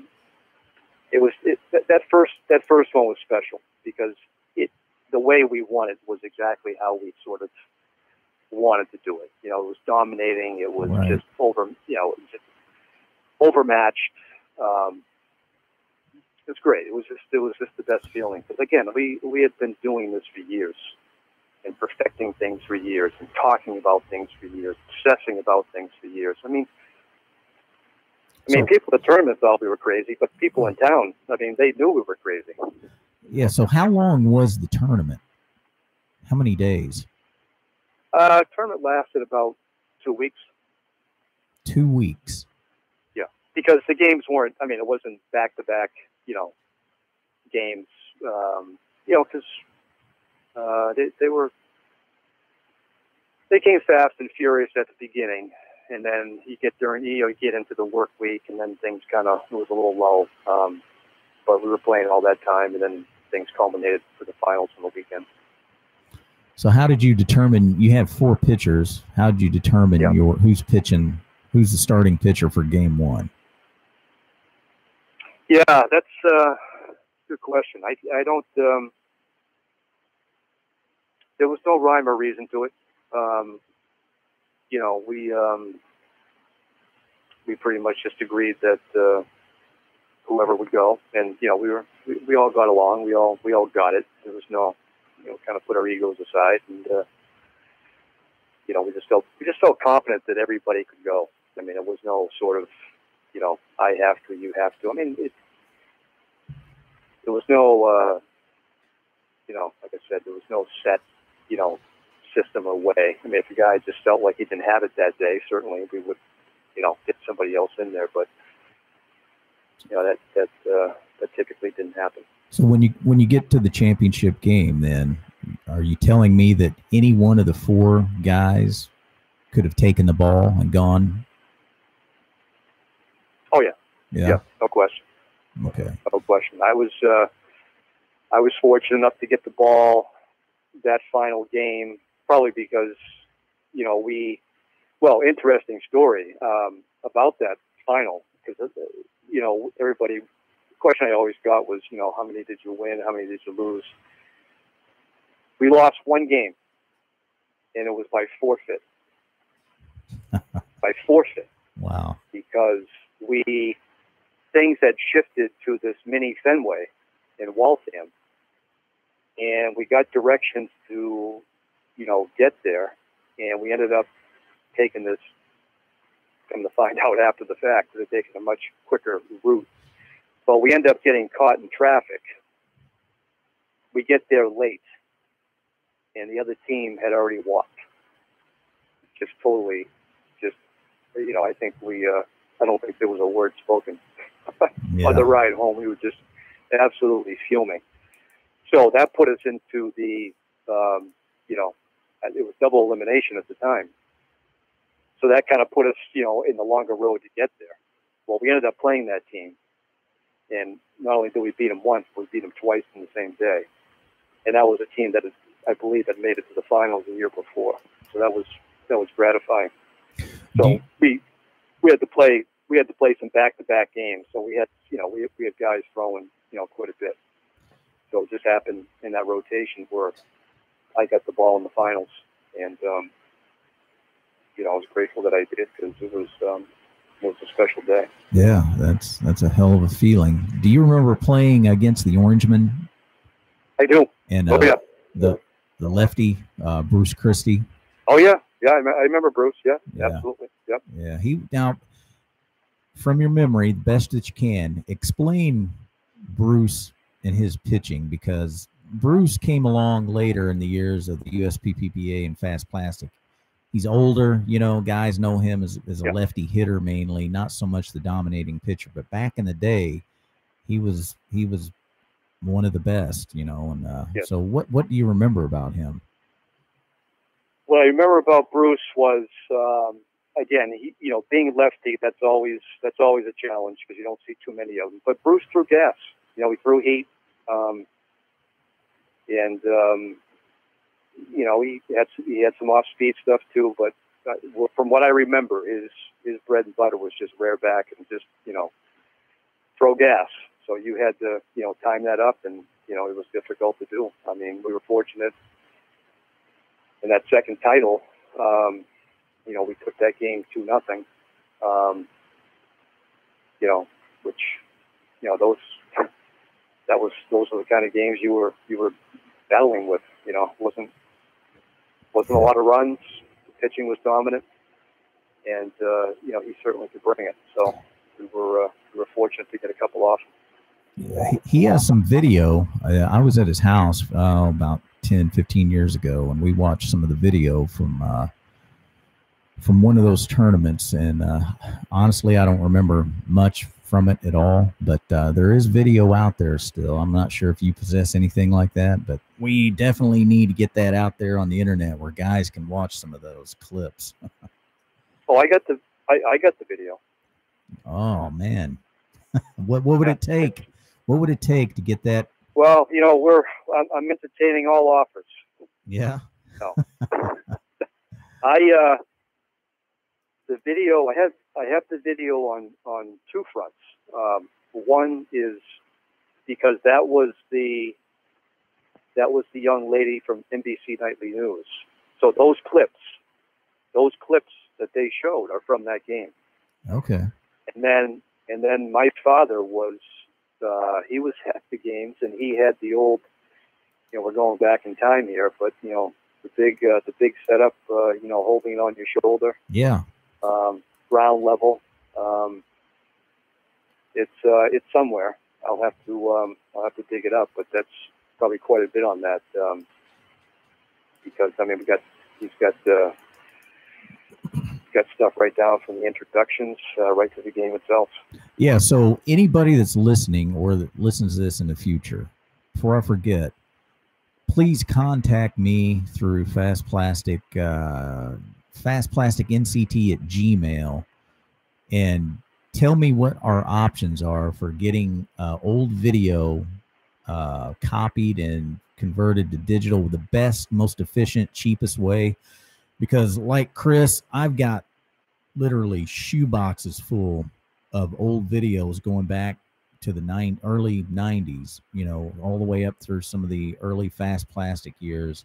That's just sitting there and it's just going to ruin eventually. So anybody can help me with that, let us know. We're old guys. We're not up to speed with all this technology. So yeah, it's out there though. Yeah, you're right. That stuff is priceless. So I want to ask you a little bit here about the rules that you played by, because you know, like I said, I've heard the stories, and you could say that some of the rules you guys were using were a bit foreign compared to what we play with today. So first of all, you were using a mound, a raised pitching mound, correct?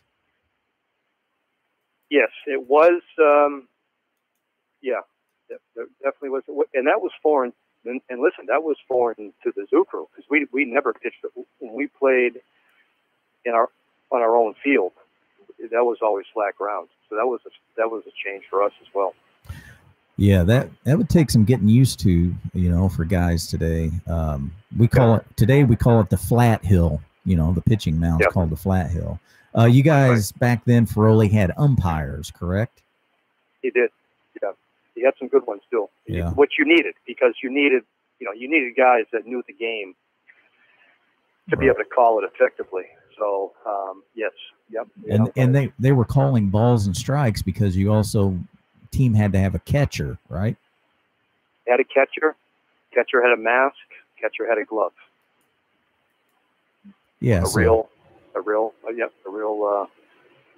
baseball glove. So it was it was a real deal. No target. And that, now that we are discussing that was a change that Rick made, and that was, I guess, kind of one of the turnoffs to us that following year, because I believe he went to a target system that next year, as opposed to what he had when we were playing, which we like, because that's really how we played, for all those years that we played. We always had a guy catching because he was calling signals. Yeah. It would be different, I guess. Yeah. Huh. But a target system, I guess, I don't know. I don't know if it speeds things up or makes it easier. I mean, obviously you hit it. I'm assuming you hit the target to strike, so not a lot of guesswork there. But it's just, I don't know. The catcher, the ump, it just, I don't know. It's just, it added something. It was, I liked it. We were used to it. I'm sure we could have adjusted. Yeah. So you didn't. Let's see. You had to use yellow bats, right? No. The bats. There were specifications on the bats, and there were guys, I believe, that had. I mean, you could concoct your own bat. It had to be, like I said, it had to be legal. It had to be, you couldn't cork it and things like that. It had to be, but we used to use, when we played, when we played just ourselves, we always used cut off hockey sticks. That's what we used as bats when we played competitively amongst ourselves. But I think Ferroli's tournament, you could not, no part of the bat could be flat. So we would take the hockey stick, we would obtain, a wiffle ball bat, not the yellow ones, but ones that were a little bit bigger. We would cut those, slip that over the top of the bat, fill the remaining air with foam, So we made our own bats, but they had to be a certain length and they had to be a certain, diameter OD and whatnot. So, but it wasn't yellow bats, no. And you guys, no base running, correct? No. Yeah. No. So one catcher, one guy in the field. Okay, yeah. I heard semicircle. I've heard stories that it was possible that the tournaments, a tournament or a couple of them may have been rigged in favor of Ferroli's team, or something about his brother, or just somebody got screwed, or any knowledge of any of that? Let me put it this way before you go forward. I don't think there's ever been a tournament ran where somebody walked away and didn't feel like they got screwed over. So I was just going to say, I mean, if you can tell me a tournament where everybody walked away happy, I'd love to know what it is, because I certainly haven't seen it. Yeah. And if it was rigged, I mean, Ferroli probably was upset because we took his money. No, to my knowledge, there was never. There was money, but as far as things being rigged, not to my knowledge. Yeah, it was a pretty good payout. What was it? What was the? I think it was just under. I think it was probably just under 100,000. Okay, say that again. Make sure. I'm kidding. That's gonna see, Bill. That's gonna light your phone lines up right there. Yeah, exactly. No, it was. I want to say it was probably, maybe 3,000-4,000, somewhere in that range. Yeah. It was nice, but listen, the zoo crew would have paid 3,000 or 4,000 just to be in it. You can take the money, care less about the money. It was nice to. I had heard somebody told me once it was 20,000. Another time I'd heard 10,000. So you're telling me, coming from the guy that actually won it, that it was probably 3,000 or 4,000. So that's a little bit more believable. Yeah. Yeah. No, I don't. I'd be curious to know what things are today and how things have escalated. I guess it depends. Well, in 2006 was the biggest payout I ever had at Fast Plastic, and I think the winner took $7,000, with second place probably, I can't, 3 maybe, but we were paying out pretty hefty. That's pretty good. Hopefully this past year we had a sponsor that helped us and we paid out $5,000. So not bad. No, hey, it's not bad for. And how long were those tournaments? Just out of curiosity. 2 days. 2 days max. 2 days. Yeah, we had many years, many minds where we formulated the best possible formats, to maximize the experience in the shortest amount of time. So. Yeah. Now that you say that, I mean, my 2-week answer, it might have just been. It was probably a week, but it encompassed 2 weekends. So it probably wasn't 2 weeks. Yeah. It was probably like 9 days. Yeah. Because we had guys, that one tournament, we had teams from 35 states. Right. Yeah, I've heard 9 days, so that sounds accurate. There were still tournaments going up through 97, 98 that were still 4 days long. I played in them, so I know, those are grueling. And it's nonstop, game after game after game, take an hour or two, game after game after game. So those were the days, the good old days, so to speak. Absolutely. All right. So you're this 2-time wiffle ball national champion. You're up there right smack in the middle of wiffle ball craziness.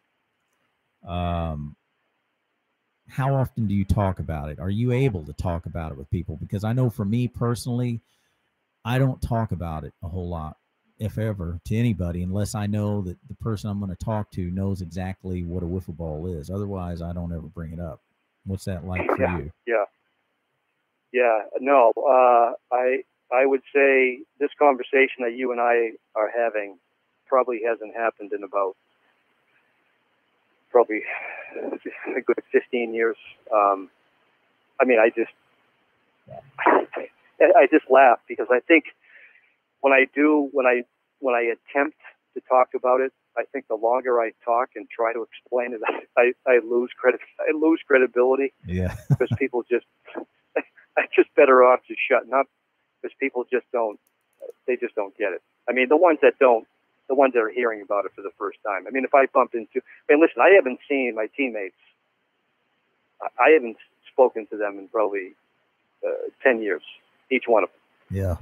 But if I saw them tomorrow, you know, the first words out of our mouth would be something pertaining to wiffle ball, because that's just the way we talked. You know, that's how we communicate.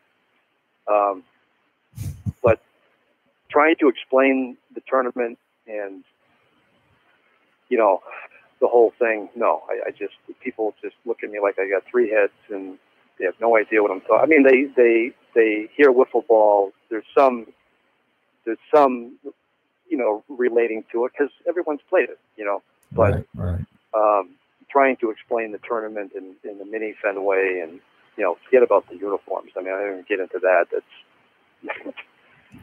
so it's no. I just if I come across somebody that like yourself or like Lou Levesque, who, you know, I've gotten.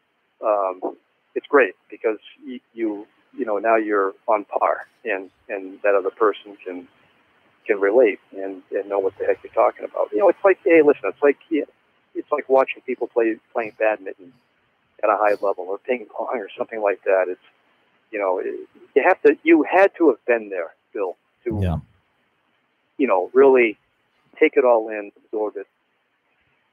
And even for the guys that were there, they had trouble believing what was going on. So, you know, it is a topic that gets discussed very sparingly, shall we say.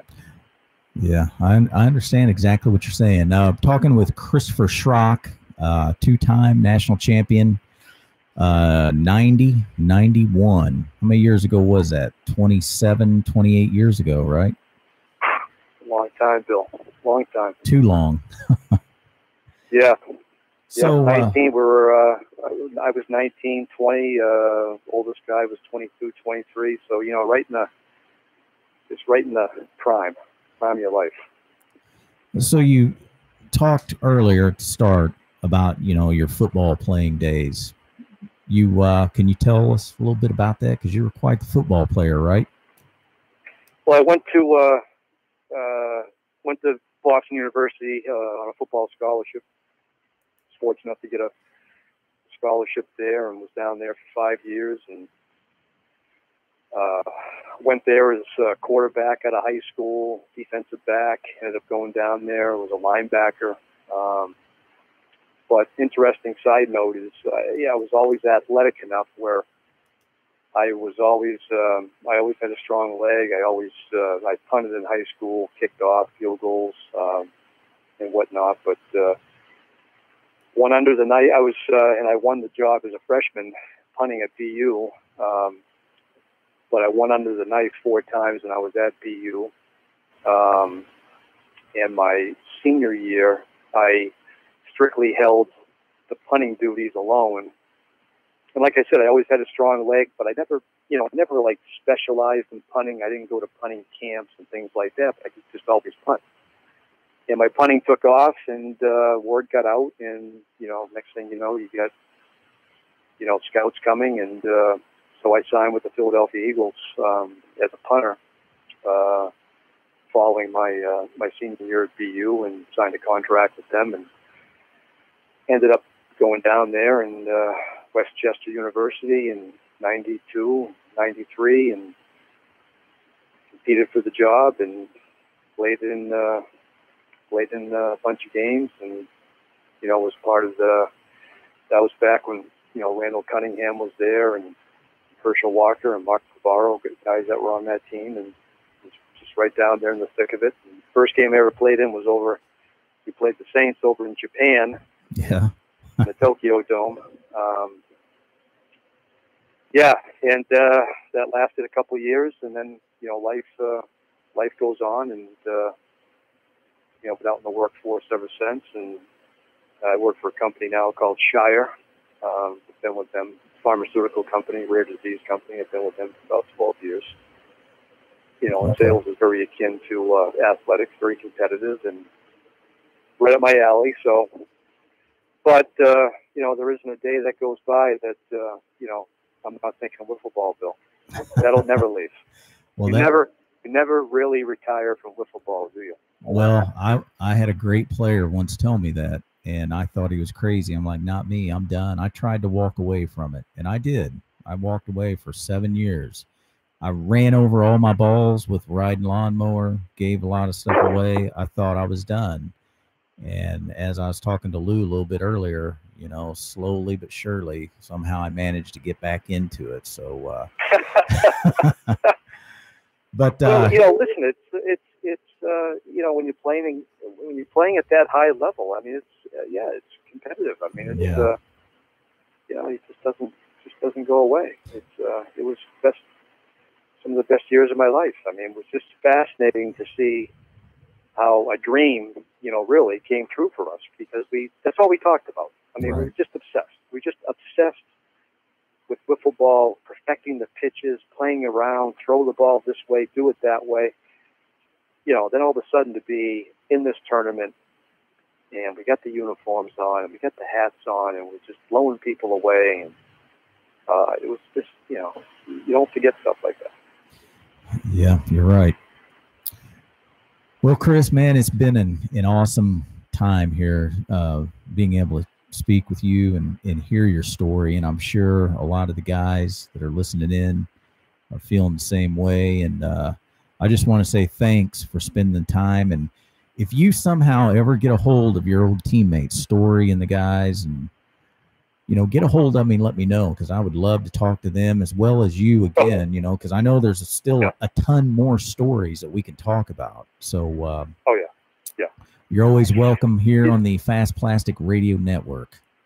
Yeah, no, Bill, listen, thank you. Thanks for having me. I don't know how many people are listening to this, you know, even if it's one. I mean, it's great to have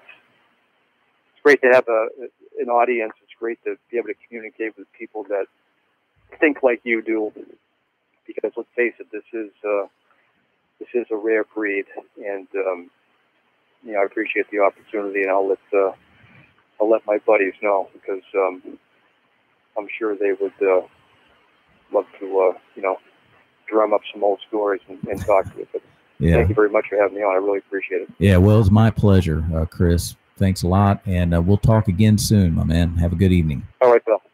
Thanks a lot. Take care. All right, bye-bye. Well, that was an interesting interview there. Excellent. Yeah, Good. Absolutely. Good. Good information from the Dark Ages. The Dark Ages. Is that what it is? You remember talking about that? Oh, last week? Yeah, I do. I remember that absolutely. So we need to take like a break or anything? Yeah, we've got one more sponsor that we've got to throw out there. So I will get that taken care of. We've had some people on Facebook asking what our number is to call in. I told them that we weren't taking calls currently, but we would be coming up soon. So when we get back from this break, we will be taking some calls. So don't go anywhere.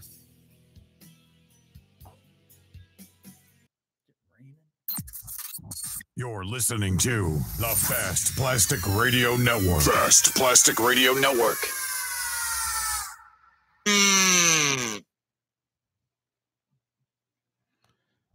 Huh. Well, we're going to have to work on that one. All right. What in the world is that, JB? Well, that's the liner that they sent for this one. It's Camacho's Kazoos. Call Camacho's and learn the kazoo. I guess that's a kazoo sound. Camacho. Yeah. So how do we get a hold of them? Or well, I can't really answer that, because this is all that the liner says. It doesn't have a phone number, an address, or anything for them. So we've done that. So we're gonna take a short break here, and we'll be back on the Fast Plastic Radio Network.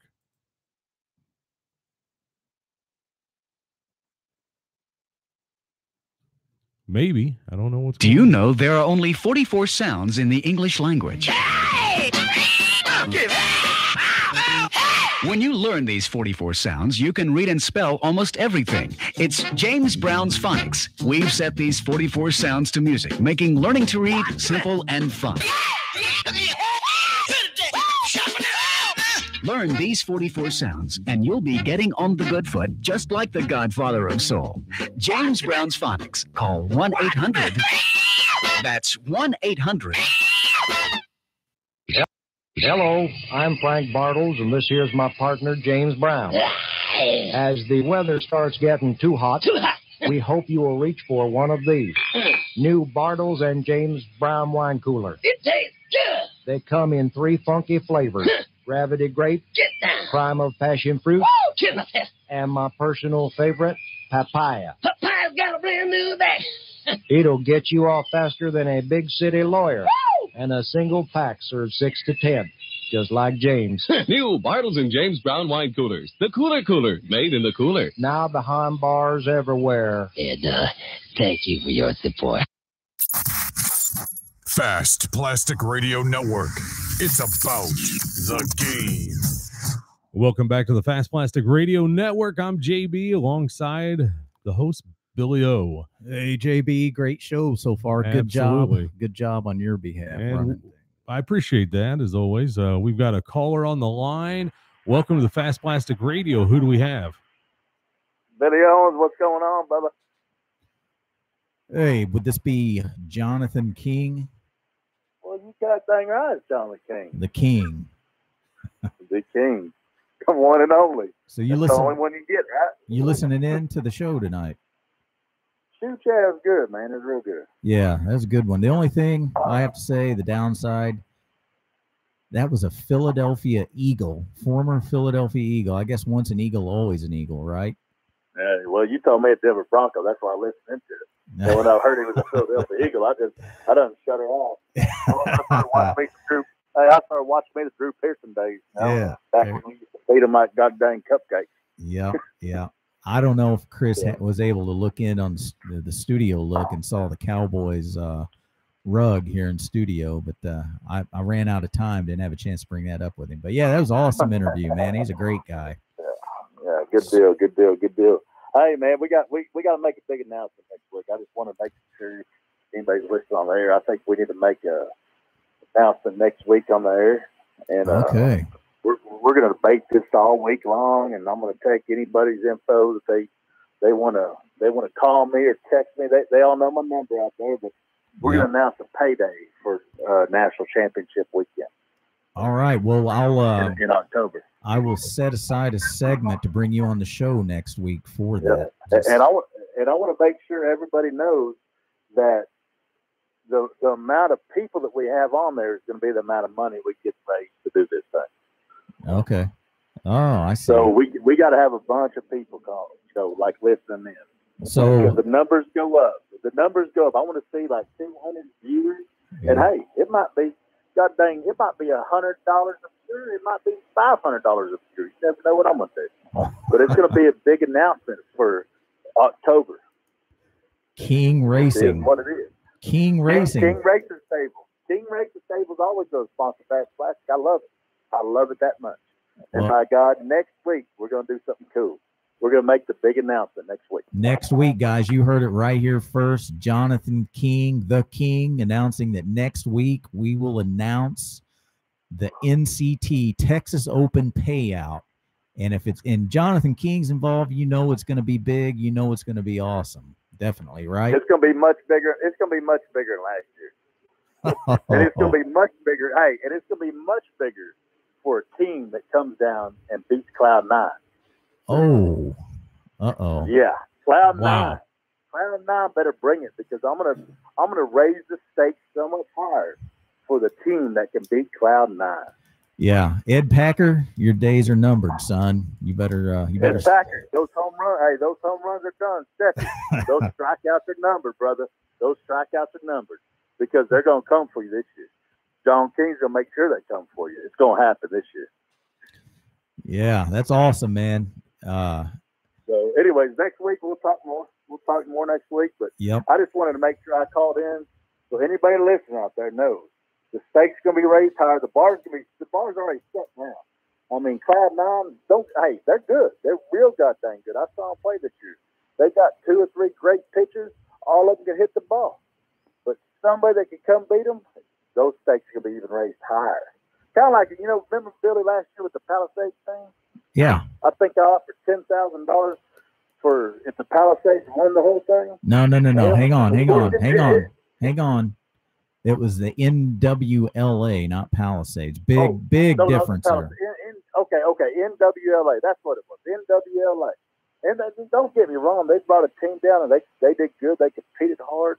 But it's just going to be one of those deals where, hey, if you could beat Cloud9, we're going to raise the stakes a little bit higher. You know what I mean? Yeah, so NWLA did not represent at the tournament. The team that came down, those were great guys, but they were they were great guys. They were good players too, but what I'm saying is they weren't solely NWLA players. They played in some Palisades and some other they played the fast pitch game that we do. So even if they won, I wouldn't have to pay it because they were represented somewhere else. Yeah. I'm messing with you, Billy. I know. But anyways, but that's what we're gonna do. We're gonna raise the bar a little bit higher this year. I want to see some old school come out. I want to see some new school come out. I want to see this gun packed with 32 teams that are just getting it going. You know what I mean? Yeah. So that's what we're gonna do this year. I'm telling you, they're gonna get it going. And Cloud9, they're gonna come out for you because John Key's gonna raise the bar for you. Yes, sir. That's what we all want to hear. How's that sound, Billy O? Sounds great. Sounds like the king is coming through. The king is reigning. Well, I'm only going to spend about 5 minutes on there next week because you know me, I don't like to talk that much. Yeah. Hell, I've been drinking a few cold beers tonight, trying to get this house ready to do what I got to do, and we're going to get it going. You know what I mean? Yeah, exactly. All right, man. All right, man. We'll talk to y'all later. All right. Fun. I'll see you next week. All right, man. Take it easy. Bye-bye.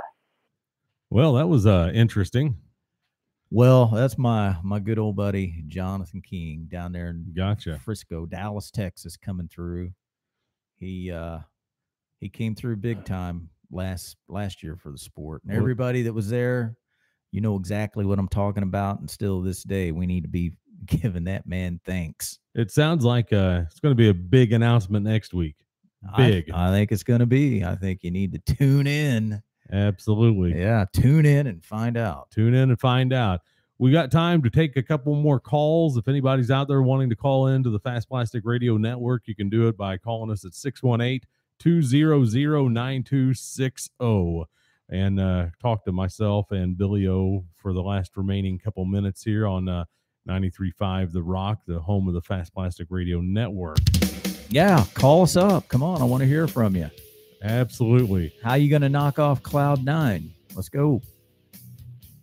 I know how I'm going to do it. I want to hear how everybody else is going to do it. I saw on the Facebook chatter a while ago, somebody was asking which is better, fast pitch or the medium pitch. And I didn't see anybody respond to them, though. But they were asking. Well, trying to get a debate going there on the chat, so I don't know. That is a debate within itself. Absolutely. And it's not one that can be won. But I don't want to go into that. I want to take time again to thank our 3 corporate sponsors for tonight's show. Burl's Chainsaw Shop. Be sure and check out Burl's Chainsaw Shop for your scuffing needs. Remember, it's faster with Burl's. Also, Camacho's Kazoos. Check out Camacho's and learn the kazoo. And immediate medical transport. You know, if 32 states nationwide, so don't let bad ball prepping disasters ruin your game. Use Immediate today. Our 3 sponsors for the show tonight. Yeah. Appreciate that. Guys, get out there and support those people that's supporting the show. We'd appreciate it. Send them some feedback. Absolutely. Also, remember, our show is on Facebook Live, WROC The Rock, and on YouTube under Fast Plastic. On YouTube, you can check it out. You can share it. Share it on your sites. Check out wiffletournaments.com. Millsy. Wiffleballtournaments.com. Yeah, check out the site. Share that site with everybody you know. Give them some information about your tournaments going on coast to coast so he can get that out there for you. Yeah, next week's show, almost forgot, JV. Yes. Well, of course, we know now Jonathan King will be on next week. The King. Thank you very much. In addition to Jonathan King, we will have the commissioner of Palisades, WBL, on, Brett Bevilacqua. Now, Brett's been on the show a couple times as a call-in, much like King, so it was just some discussion going back and forth. We're going to go in depth with Brett and talk about a lot of different things. I'm going to break it down with him. He's a great interview, so we're looking forward to that. And also, the Wiffle Czar will be coming on, JB. The Wiffle Czar. The Wiffle Czar, huh? Yeah. Mike Palanzar.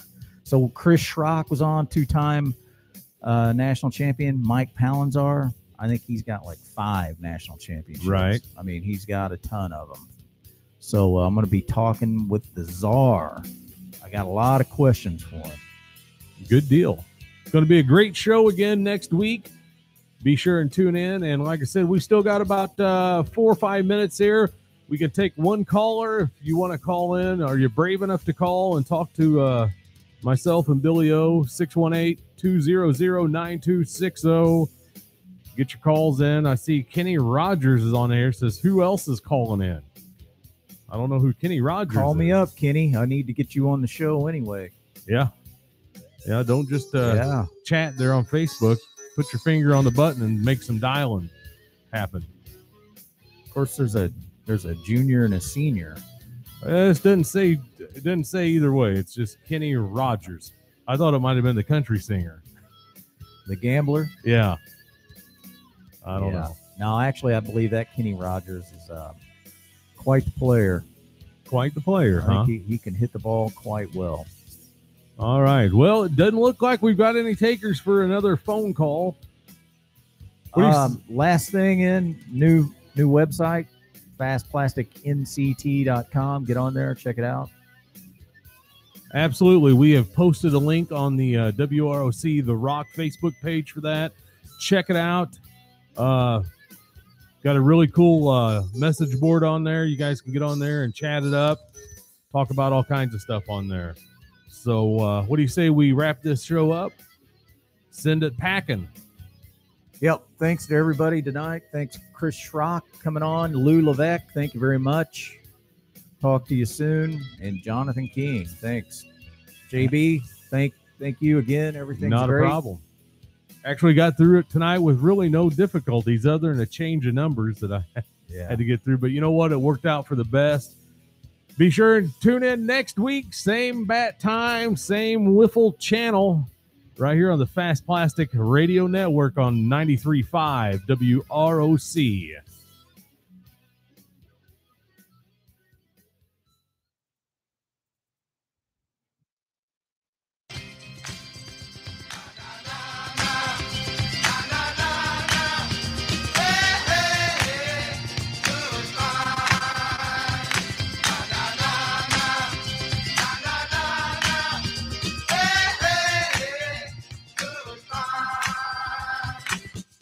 I bid you farewell, arrivederci, sayonara, and all that sort of jazz. What's that smell? Adios, you chicken-plucking little stinker! Come on! Quit stalling! As I was saying, Buster, this planet ain't big enough for the 2 of us. Oh, off you go! Well, I can't do any more damage around this popsicle stand. I'm out of here! Corporate succotash, I wish you'd reconsider. We hope you enjoyed the show. When I say whoa, I mean whoa! Do I hear amen? You're mocking me, aren't you? That's all. Darn, that's the end.